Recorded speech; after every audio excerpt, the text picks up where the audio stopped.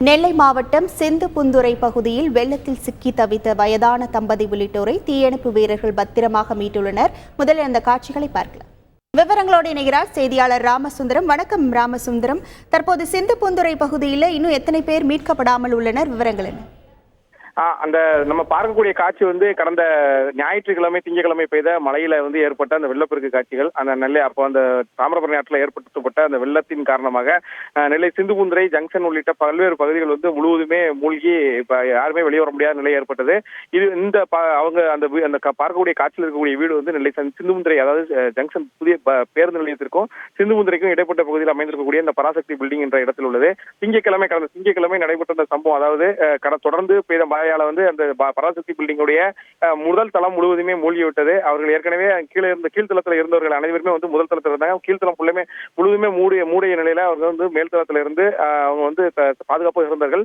தொடர்ந்து நீரின் வரத்து அதிகரித்து அந்த நீரோட அளவு உயரத் தொடங்கிய நிலையில அவர்கள் செய்வதறியாது திகழ்த்து உடனடியாக மாவட்ட ஆட்சியர் அலுவலகத்தில் உள்ள கட்டுப்பாட்டு அறையை தொடர்பு கொண்ட நிலையில தீயணைப்புத்துறையினருக்கு அந்த தகவல் தெரிவிக்கப்பட்ட நிலையில அவங்க நேரடியாக வள்ளியூர் தீயணைப்புத்துறையோட நிலைய அதிகாரி பாலு தலைமையிலான 4 பேர் கொண்ட குழு ரப்பர் போட்டோட அங்க சென்றிருக்கிறது. அப்போ வீட்டுக்குள்ள அந்த காம்பவுண்டுக்குள்ளே செல்ல முடியாத நிலை இருந்திருக்கிறது.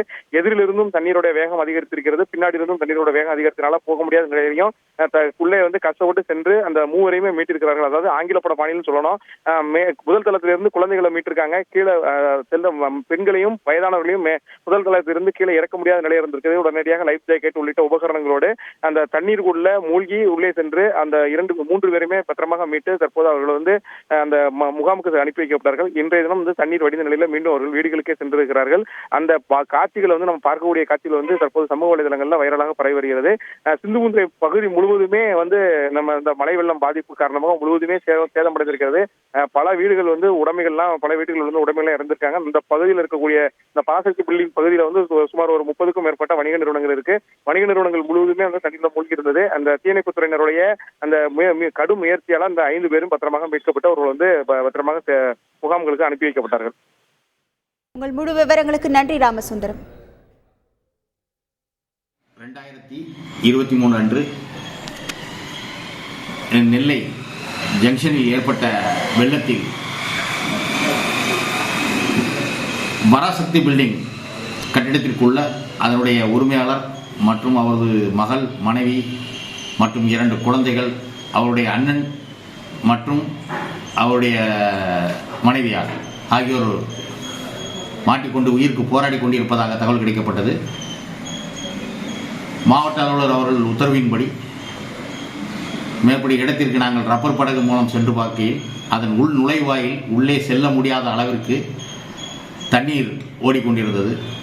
அதனையும் பொருட்படுத்தாமல் அந்த நுழைவாயிலில் உள்ளே சென்று மேற்படி கட்டிடத்தில் மாட்டிக்கொண்டவர்களை மீட்க சென்ற பொழுது அவர்கள் மேல் மாடியில் இருக்கிறாங்க.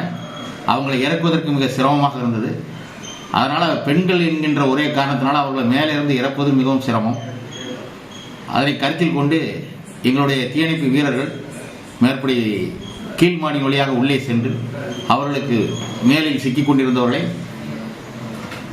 உயிர்கவசங்கள் மாட்டப்பட்டு அவர்களை பத்திரமாக தண்ணீருக்குள் மூழ்கி அவர்களை வெளியேற்றி அவர்களை கரையில் சேர்த்தோம். 12/12/2023 அன்று 2 பேர் வந்தோடனே கையை பிடிச்சி இழுங்க.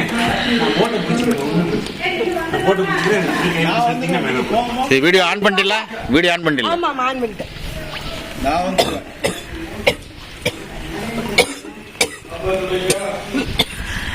நான் தண்ணி டக்குன்னு எழுதிரு.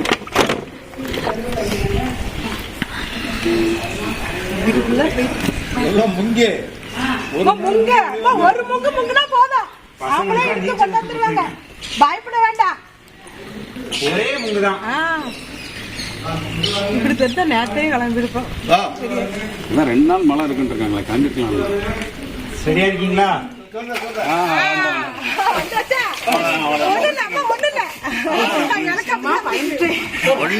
ஒன்னும் பயப்படாதீங்க.